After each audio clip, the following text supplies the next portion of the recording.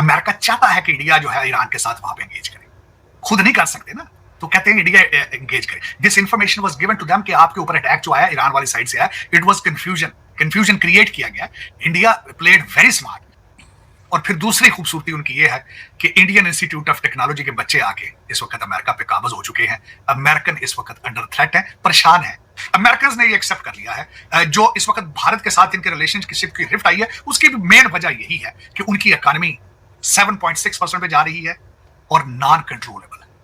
और इस वक्त जो जिस तरह कहा जाता है ना कि China slows and India grows, जब इकट्ठे बैठते हैं, जब दो दो शाट लगा लेते हैं विस्की के या बियर के, तो पागल हो जाते हैं, कहते ओए ये इंडियन ने तो हमें गले से पकड़ लिया, परेशान हो जाते हैं। सबसे बड़ा लूजर कौन होगा? अमेरिका होगा, नजर आ रहा है। हाँ, विनर इसमें कौन होगा?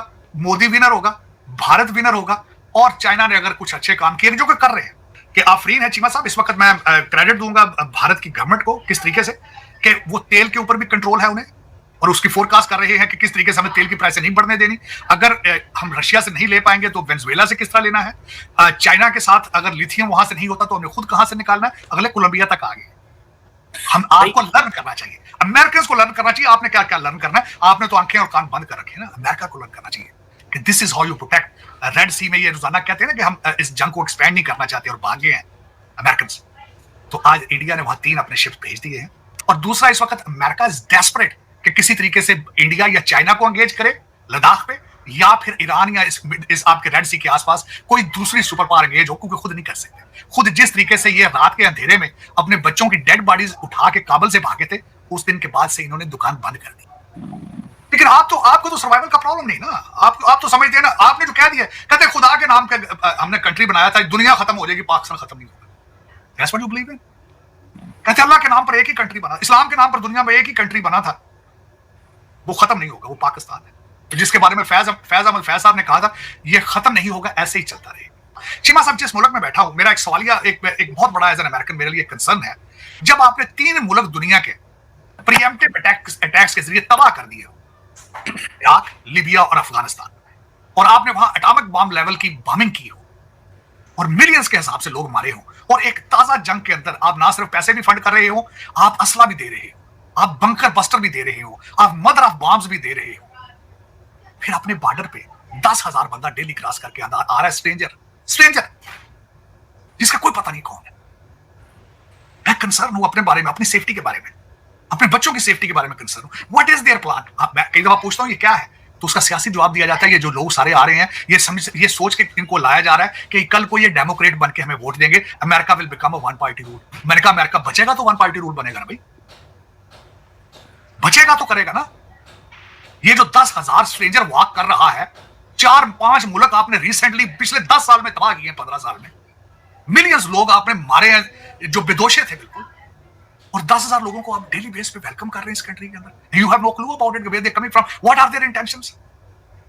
तो ये इस वक्त देखा जाए तो अमेरिका तो खैर सब फ्यूचर अब नजर आ रहा है सारी दुनिया को, हर दीवार पे लिखा है, दुनिया की हर दीवार पे लिखा है कि फ्यूचर एशिया का फ्यूचर है, एशिया का चाइना का। दो चीजें नजर आ रही हैं सारी दुनिया को। अमेरिकन ने ये एक्सेप्ट कर लिया है। जो इस वक्त भारत के साथ इनके रिलेशनशिप की रिफ्ट आई है, उसकी भी मेन वजह यही है कि उनकी इकोनॉमी 7.6% पे जा रही है और नॉन कंट्रोलेबल।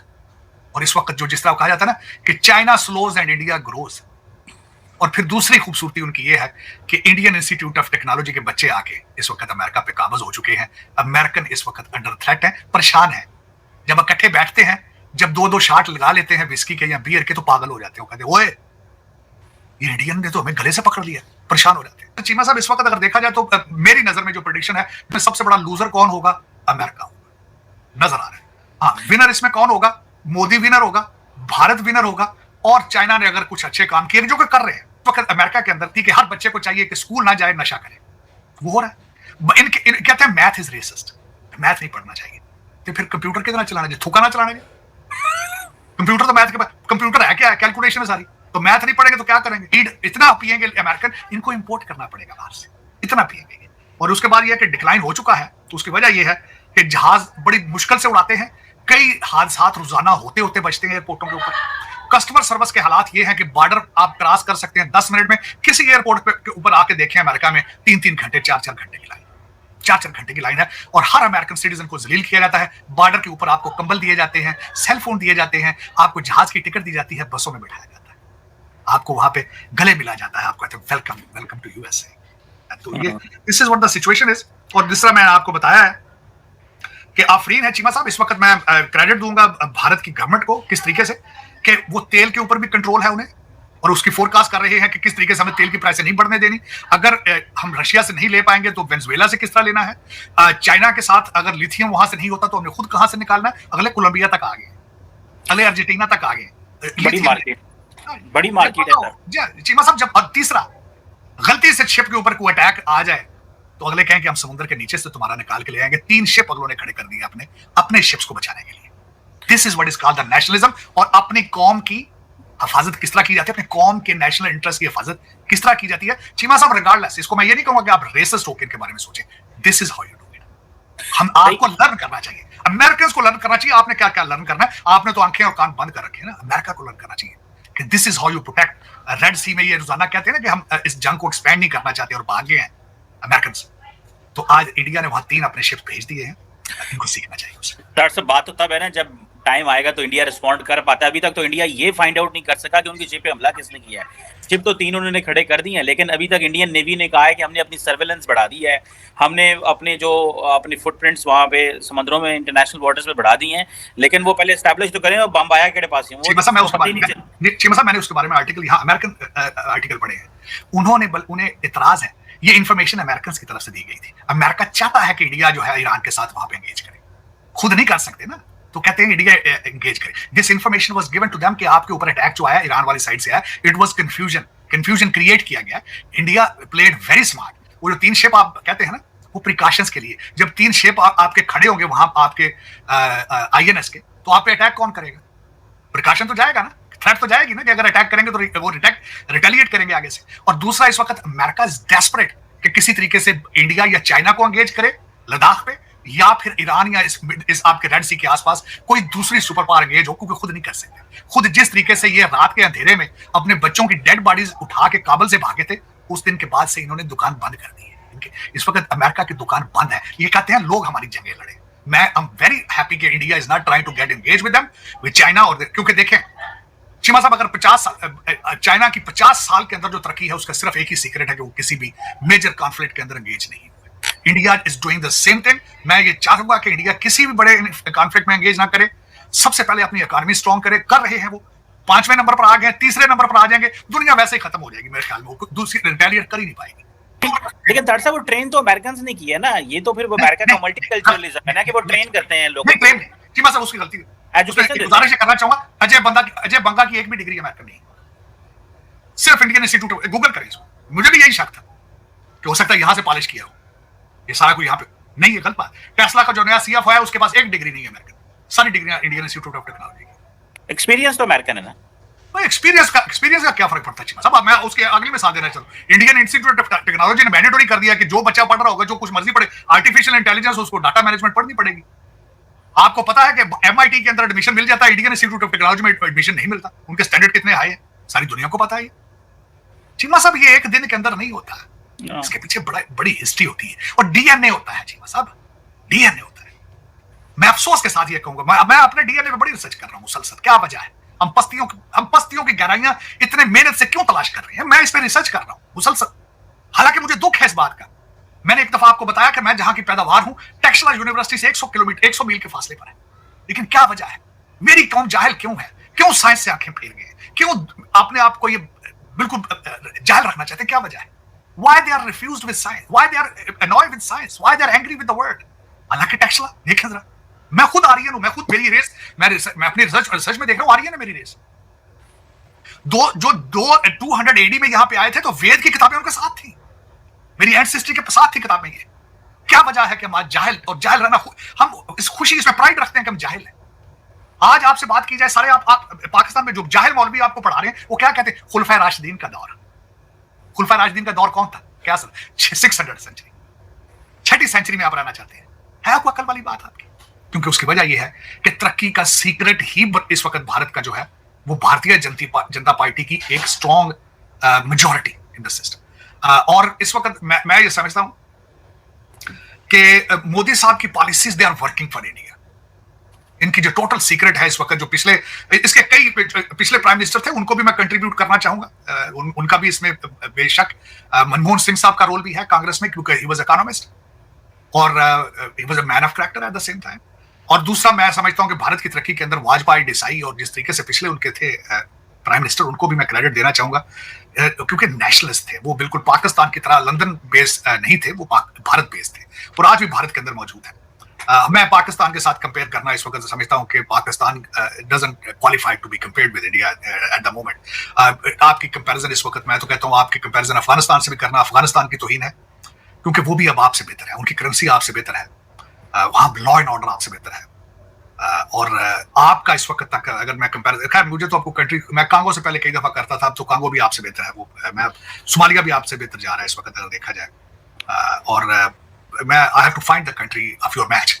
इस वक्त अगर देखा जाए तो आपके हालात, मैं जिस तरह कहता हूं आपके डॉलर बेस पैसा, जो पैसा दिखाता है आप उसके पीछे चल जाते हैं।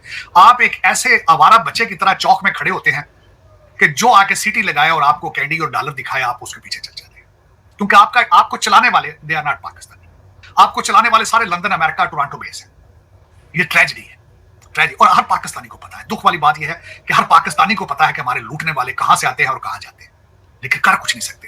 एक दुनिया का सबसे बड़ा लेबर कैंप जो है आपने प्रोड्यूस कर, आपको चाहिए कि इसका नाम चेंज करके लेबरस्तान रख दें। पाकिस्तान नहीं है, लेबरस्तान है। वो जो 25-23 करोड़ लोग हैं, वो सिर्फ अपने जो इनके मालिक हैं, masters, British masters in a form of Pakistanis, उनके अखराजात पूरे करते हैं लंदन, टोरंटो और बर्तानिया में उनके बच्चों के। दुख वाली बात, कर्जे देते यहां है वॉशिंगटन डीसी में, IMF के अंगूठे लगाते हैं आपके ब्रिटिश एजेंट, गुर्दे ऑफर किए जाते हैं 23 करोड़ लोगों के। और पता है, सबको पता है, बल्कि IMF को भी पता है, वॉशिंगटन डीसी को भी पता है कि ये क्या हो रहा है, पाकिस्तान के साथ, हम पाकिस्तान के साथ क्या गेम कर रहे हैं। मैंने आपसे वादा किया था, मैं चैलेंज करूंगा इन चीजों, मैं करूंगा चैलेंज इनको, अपनी जिंदगी में करूंगा चैलेंज। आपको चैलेंज नहीं करूंगा, आपके लुटेरों पे कौन हाथ डाल सकता है, मैंने मरना थोड़ी। मैं चैलेंज करूंगा IMF और वर्ल्ड बैंक को कि तुमने मेरे tax payers as an American corrupt लोगों को क्यों दिए, जबकि तुम्हें पता था कि दे आर करप्ट। जब तुम्हें पता था कि वो कौम का सौदा करते हैं, तुमने उनके साथ उन्हें क्यों दिया गया। ये मेरे, this is part of my mission and my life. उसको मैं डेफिनेटली आई विल डिलीवर, मैं करूंगा उस पे, क्योंकि these were the reasons I came here. आपके जो हालात हैं, जो आज बिल्कुल इन्हीं हालात की वजह से मैं खुद एक पॉलिटिकल रिफ्यूजी बन गया, जिसकी वजह से मुझे छोड़ना पड़ा वो मुल्क जहां मैं पैदा हुआ था, जहां की खुराक खाता हूं, जहां की ज़बान बोलता हूं, जहां के कपड़े पहनता रहा हूं सारी जिंदगी। मुझे छोड़ना पड़ा, सर्कमस्टांसेस ऐसे थे, और आज भी सर्कमस्टांसेस उससे बदतरीन हो चुके हैं। अच्छा, फिर कहते हैं मस्जिद खुदा का घर है, ठीक है, मैं मानता हूं खुदा का घर, फिर जूती क्यों चोरी हो जाती है आपकी वहां पे? फिर वहां आपके ग्लास जो है वो जंजीरों के साथ क्यों बंधे हुए हैं?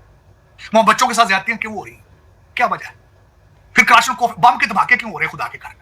शर्म नहीं आती आपको कि खुदा के घर के अंदर घुस के मार रहे हैं? आपके मारने वाला भी मुसलमान है, मरने वाला भी मुसलमान है, दोनों कह रहे हैं हम शहीद हैं। यार क्या तुम कर रहे हो यार? कहां जाने की तुम्हारी प्रोग्राम है, क्या प्लानिंग है तुम्हारी? और हर चीज में जिहाद ठोक रहे हो, जिहाद ठोक रहे हो। क्या जिहाद है तुम्हारा? जहालत के खिलाफ क्यों नहीं जिहाद करते हो? अपनी गुर्बत के खिलाफ जिहाद क्यों नहीं करते हो? और जो तुम्हें जिहाद की ट्रेनिंग देने वाले सबके बच्चे लंदन बैठे। लेकिन आपको तो सर्वाइवल का प्रॉब्लम नहीं ना। आप तो समझते हैं ना, आपने जो कह दिया, कहते खुदा के नाम का हमने कंट्री बनाया था, दुनिया खत्म हो जाएगी, पाकिस्तान खत्म नहीं होगा। That's what you believe in. कहते अल्लाह के नाम पर एक ही कंट्री बना, इस्लाम के नाम पर दुनिया में एक ही कंट्री बना था, वो खत्म नहीं होगा, वो पाकिस्तान है, जिसके बारे में फैज अहमद फैज साहब ने कहा था, ये खत्म नहीं होगा, ऐसे ही चलता रहेगा। डॉक्टर साहब कोशिश तो कर रहे हैं चीजें बचाने की, ताकतें जो हैं वो बड़ी खिलाफ काम कर रही हैं पाकिस्तान के, लेकिन नहीं, ताकतें इतनी फारिग हैं चीमा साहब, ताकतें फारिग हैं कि सिर्फ आपके पीछे लग गई हैं।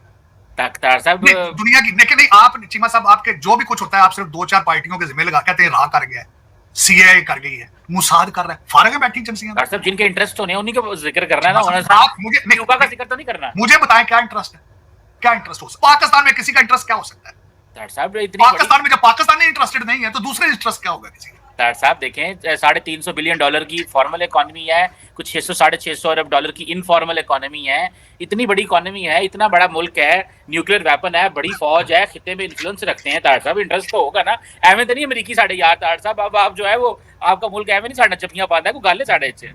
आप अमेरिकन को अड्डे उड्डे आप ले दे रहे होंगे, इस तरह की चीजें चल रही हैं आगे पीछे, क्योंकि मैंने आपको बताया था कि 76 साल में सिर्फ आपने एक ही चीज बेची है, अपनी जियोग्राफिक लोकेशन। आपके पास स्वाय आपकी जियोग्राफिक लोकेशन के आपके पास कोई चीज बेचने के लिए मौजूद ही नहीं।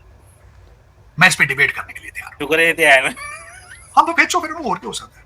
वो भी मेरा ख्याल बलोचिस्तान एक ਨੂੰ ਵੇਚ ਦਿਓ, ਪਿਸ਼ਾਵਰ ਆਪਣਾ ਸੂਬਾ ਸਰਹੱਦ ਇੱਕ ਨੂੰ ਵੇਚੇ ये तुसी ਜ਼ਾहिर है कि लीज नहीं देता जी IMF ਤੇ हर्षद चल रही है आपकी। दोस्तों अमेरिका का इतिहास रहा है मुल्कों में घुसना और उसके बाद उस मुल्क को तबाह कर देना, मतलब कि भाई इराक, सीरिया, अफ़गानिस्तान, आप देख लो रिसेंटली क्या बोलते हैं ये ईरान। तो भाई साहब मतलब अमेरिका का मतलब इतिहास रहा है, बहुत तगड़ा इतिहास रहा है, मतलब कि मुल्कों को बर्बाद करने का। ठीक है भाई साहब, अब जो ये वॉर करी है ना अमेरिका ने, मतलब कि ये तो भाई साहब इसकी वॉर थी ही नहीं।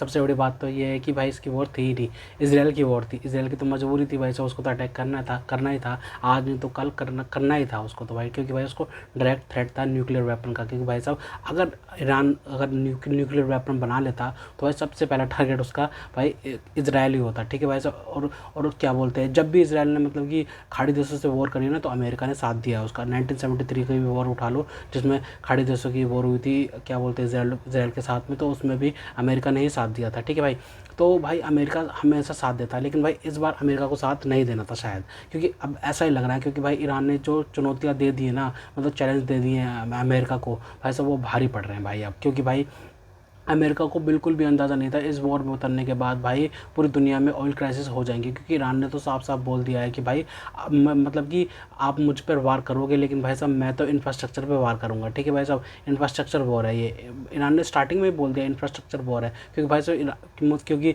इसराइल और अमेरिका जो मिलकर जो हमले कर रहे हैं ना ईरान पर, तो ईरान क्या कर रहा है ना, ईरान कर रहा है GCC कंट्रीज़ पर अटैक्स। भाई ये लॉजिक भाई साहब मतलब कि ये कभी सोचा नहीं किया था भाई से, किसी भी किसी एनालिस्ट ने मतलब ये बताया नहीं था कि भाई ये भी हो सकता है। क्योंकि भाई इसराइल और क्या बोलते हैं अमेरिका ने तो ये सोचा था कि भाई सीधा सीधा हम मतलब कि ईरान पर अटैक करेंगे और उसके बाद भाई रिजीम चेंज कर देंगे, लेकिन भाई साहब ऐसा हुआ ही नहीं। क्योंकि भाई साहब अमेरिका तो ये सोच रहा था कि भाई मतलब कि ईरान में क्या है, कुछ भी नहीं है, ये तो अफगानिस्तान के जैसा ही है, मतलब घुसेंगे अंदर घुसेंगे उसके बाद रिजीम चेंज करके निकल जाएंगे। ठीक है भाई साहब, लेकिन भाई ईरान ने बहुत तगड़ी प्लानिंग कर रखी थी पहले से ही, अपने मतलब मिसाइल सिस्टम वगैरह को बहुत तगड़ा प्लान कर रखा था उन्होंने कि भाई मतलब हमें रिटेलिएशन कैसे करना है। ठीक है भाई, मतलब उनके पास बहुत बढ़िया मिसाइल्स हैं। ठीक है भाई साहब, जो कि भाई साहब अब GCC कंट्रीज़ में जाके फट रही हैं। ठीक है भाई, क्योंकि भाई साहब ईरान जो है ना काउंटर अटैक जो रिटेलिएशन है ना वो सिर्फ और सिर्फ GCC कंट्रीज़ पे कर रहा है। ठीक है भाई साहब, मतलब कि उसने मतलब कि भाई जो भी बात होती है ना, मतलब कि भाई जो क्या बोलते हैं ऑयल के टैंकर्स हैं ना, जो ऑयल के टैंकर्स पे अटैक कर रहा है भाई साहब, क्या बोलते हैं ईरान। पहले इसराइल ने अटैक करा है भाई साहब, क्या बोलते हैं ईरान के सबसे बड़े ऑयल टैंकर पे, जो कि भाई साहब 13 सालों तक पूरी दुनिया को मतलब ऑयल प्रोवाइड करा सकता था, वो टैंकर को मतलब डिस्ट्रॉय करा इसराइल ने। उसके बाद भाई ईरान ने GCC कंट्रीज़ के मतलब कि ऑयल टैंकर्स को मतलब कि भाई उड़ा दिया। ठीक है भाई, मतलब कि भाई सऊदी अरेबिया, ठीक है, UAE, कतर मतलब कि इतने सारे देशों के ऑयल टैंकर्स को उड़ा दिया। मतलब कि अमेरिका का भी सबसे ज़्यादा कंसर्न है कि भाई मतलब अभी ईरान को कैसे कंट्रोल में किया जाएगा, क्योंकि भाई साहब ईरान जो है ना आउट ऑफ कंट्रोल हो गया है अमेरिका के पास। ठीक है भाई, क्योंकि अमेरिका ने सोचा था कि भाई सीधा सीधा भाई साहब ईरान तो कुछ भी नहीं है, हलवा है, इसको तो हम रिजीम चेंज यूँ कर देंगे चुटकियों में। ठीक है भाई साहब, अब अमेरिका क्या कर रहा है भाई, अमेरिका को स्ट्रेट ऑफ हॉर्मुज़ में सबसे बड़ा पंगा हो गया है। स्ट्रेट ऑफ हॉर्मुज़ में मतलब कि तेल नहीं जा रहा, उस वजह से पूरी दुनिया में क्राइसिस हो रहा है। अमेरिकन जो अलाइज हैं, ठीक है भाई साहब, वो अमेरिका पे प्रेशर डाल रहे हैं कि भाई साहब ये आपने जो जंग शुरू करी है इससे भाई पूरी दुनिया में क्राइसिस हो गया है। हमारे क्या बोलते हैं ऑयल के प्राइस इतने हाई जा रहे हैं, मतलब कि इन्फ्लेशन बढ़ती जा रही है हमारे देशों में, भाई हम कैसे क्या बोलते हैं गुजारा करेंगे, हमें कटौती करनी पड़ रही है अपने बजट से। ठीक है भाई, मतलब कि डेवलपमेंट वगैरह का जो बजट अलग से होता था ना उसको बिल्कुल हटा दिया हमने, और मतलब कि सरकारी दफ्तरों की मतलब कि 4 दिन की नौकरी कर दी है मतलब कि हफ्ते में। और भाई क्या बोलते हैं ट्रैफिक के जो भी डेवलपमेंट के कार्यक्रम होते हैं ना वो भी सब हटा दिए हैं, और भाई कम से कम मतलब गाड़ी चलाने को बोला है, और ऑनलाइन वर्क करने के लिए बोल रही है गवर्नमेंट्स दुनिया की। ठीक है भाई, जो अमेरिकन एलाइज है, खासकर अमेरिकन एलाइज है जो भाई मतलब कि पाकिस्तान भी तो अमेरिकन एलाइज बन रहा था ना भाई साहब, मतलब गोद में खेल रहा था अमेरिका की, तो भाई साहब उनको भी कटौती करनी पड़ रही है। ये सब अमेरिका की वजह से हो रहा है।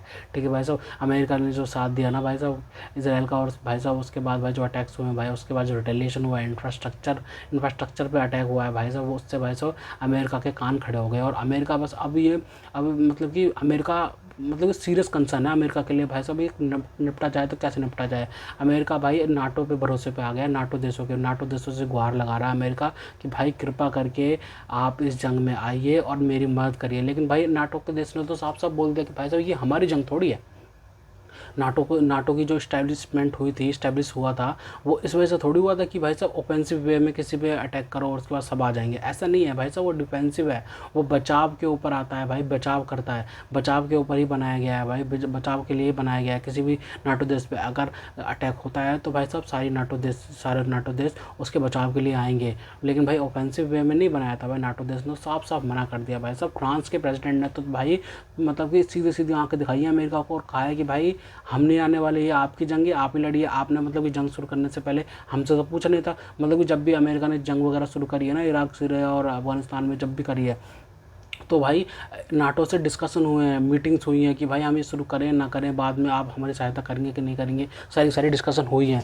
ठीक है भाई साहब, अमेरिका ने सारी डिस्कशन करी है। लेकिन भाई इस बार तो अमेरिका ने किसी से पूछा ही नहीं। मतलब कि अमेरिका स्टार्टिंग में वॉर शुरू होने से पहले तो बयानबाजी कर रहा था ट्रंप कि भाई क्या बोलते हैं, अमेरिकन जो आर्मी है, मतलब कि अमेरिकन जो डिफेंस फोर्सेस है भाई साहब, वो तो भाई साहब पूरी दुनिया में सबसे नंबर 1 पे है। ठीक है भाई, हम तो सबसे ताकतवर देश हैं, सुपर पावर है, हमें किसी की ज़रूरत ही क्या है, किसी की कोई ज़रूरत ही नहीं है। लेकिन भाई साहब अब अमेरिका को पता चल रहा है कि भाई साहब ये तो भाई साहब गेम ही उल्टी हो गई है भाई, गेम ही उल्टी हो गई है। ये जो हम करने जा रहे थे ये तो भाई लेने के देने पड़ गए हैं। नाटो देश तो सीधा सीधा नाट गए हैं अमेरिका को, ट्रंप को, कि भाई साहब ये आपकी जंग है और आप ही निपटिए इससे भाई साहब। क्योंकि भाई साहब अमेरिका ने जो स्टार्टिंग में, जो ट्रंप ने मतलब स्टार्टिंग में मतलब कि अपने जो रिलेशनशिप ख़राब करे थे ना, मतलब कि अपने पड़ोसी देशों के साथ में, कनाडा को देख लो, ठीक है भाई साहब, और क्या बोलते हैं ये यूरोप को देख लो, कितना बड़ा अलाई है अमेरिका का, नाटो देशों में शामिल है। ठीक है भाई साहब, तो भाई उनके साथ में जो रिश्ते ख़राब करे हैं ना भाई साहब, ग्रीनलैंड के साथ में, जो कि भाई साहब ग्रीनलैंड के साथ में रिश्ते ख़राब करे हैं, तो भाई जो कि भाई साहब क्या बोलते हैं डेनमार्क की टेरिटरी है, उसके साथ क्या बोलते हैं रिश्ते ख़राब करे हैं। उस वजह से भाई साहब ये भी साथ नहीं देने जा रहे भाई साहब, अमेरिका का साथ ही नहीं दे रहे भाई साहब। अमेरिका भाई साहब गुहार लगा रहा है स्टेट ऑफ हॉर्मस में, तुम भी अपना क्या बोलते हैं मदद करने आओ, हमारा तेल वेल निकलवाओ, अपना क्या बोलते हैं सुरक्षा प्रदान करो। लेकिन भाई साहब कोई भी साथ नहीं दे रहा है। ठीक है भाई साहब, क्या बोलते हैं यूरोप तो सारा का सारा ट्राई कर रहा है इंडिया पर, कह रहा है, वो तो कह रहा है कि इंडिया ही एक ऐसा देश है जो कि भाई साहब मतलब कि बात कर सकता है, ईरान से भी बात कर सकता है, इसराइल से भी बात कर सकता है, अमेरिका से भी बात कर सकता है, रशिया से भी बात कर सकता है और चाइना से भी बात कर सकता है भाई साहब। ठीक है भाई साहब, भारत ही एक ऐसा देश है जो कि सबसे बात कर सकता है, क्योंकि भारत नॉन अलाइनमेंट वाली नीति के साथ में चला है। ठीक है भाई साहब, और इसके साथ आगे बढ़ रहा है। ठीक है भाई साहब, और लेकिन भाई अमेरिका को तो भाई झटके पे झटके लग रहे हैं, क्योंकि भाई जो अमेरिका भाई साहब भारत के राफेल गिराता था, दिन रात 10, 15, 20 गिराते जाता था। और भाई साहब अमेरिका क्या बोलता पाकिस्तान को तो मतलब कि भाई सीधा सीधा विनर घोषित कर दिया था ट्रंप ने, कि भाई साहब यही विनर है, यही बादशाह है, यही क्या बोलते हैं शहबाज शरीफ ही तो सबसे तकड़ा बंदा है, जो कि भाई साहब वो क्या बोलते हैं भारत से जंग जीत गया है। यही आसिम मुनीर को बाप बना रखा था ना इसने, ट्रंप ने, भाई साहब यही आसिम मुनीर है, ये है वो है भाई साहब। लेकिन अब जब F-35 जब गिर रहे हैं ना भाई साहब क्या बोलते हैं ईरान में, तो भाई साहब ईरान ने जो मतलब कि F-35 पे काउंटर स्ट्राइक करी है ना भाई, वो तगड़ी है भाई। मतलब कि भाई वो गिरते पड़ते पहुंचा है किसी और देश में बचता बचाता हुआ, वो क्या बोलते हैं F-35। तो भाई क्या अमेरिका के लिए ये मतलब कि शर्म से डूब बनने वाली बात है कि भाई साहब मतलब कि उनका F-35 जिन पे इतना तगड़ा घमंड करता है अमेरिका का भाई साहब, वो F-35 भाई साहब उसकी हालत ऐसी हो रही है इस जंग में कि भाई साहब उससे कोई बचाने वाला नहीं मिल रहा भाई साहब। जो अमेरिका इतनी बड़ी बड़ी बातें करता था, राफेल को गिराता था, अब बेटे देख कर्मा होता ना वो लौट कर आता है। वो अब पहले F-15 गिरे थे भाई साहब, 3 F-15 गिरे थे इनके, अब उसके बाद F-35 की बारी आ रही है। ठीक है भाई साहब, वो गिर रहे हैं। तो भाई अमेरिका को भाई ये सोचना चाहिए कि भाई साहब मतलब कि ऐसा प्रेसिडेंट तो हमने कभी देखा ही नहीं भाई साहब, जो कुछ भी बोलने से पहले सोचता ही नहीं है भाई साहब। मतलब कि भाई कुछ सोच के भी बोला जाता है। डिप्लोमेसी इसी का नाम है। डिप्लोमेट्स इसलिए होते हैं कि वो समझाएं, तुम्हें आगे गाइड करें। लेकिन भाई साहब अपने दरबार में इसने वही लोग रख रखे हैं चापलूसी वाले, जो कि भाई साहब ट्रंप की हाँ में हाँ मिलाए, ना में ना मिलाए, बस कोई दिक्कत ही नहीं है। फिर तो भाई साहब अमेरिका तो फिर तो great make America great again जरूर हो जाएगा। फिर तो बिल्कुल ही बंटाधार कर दोगे फिर तो। ठीक है भाई, तो खैर तो दोस्तों अगर आपको हमारी ये वीडियो पसंद आई तो कम से कम व्हाट्सएप पर जरूर शेयर कीजिएगा। साथ साथ चैनल को सब्सक्राइब करके हमारा मनोबल जरूर बढ़ाएगा, ताकि हम आपके लिए ऐसे ही मनोरंजन वीडियोस बनाते रहें। तो गाइस मिलते हैं आपसे अगली वीडियो में, तब तक के लिए जय हिंद।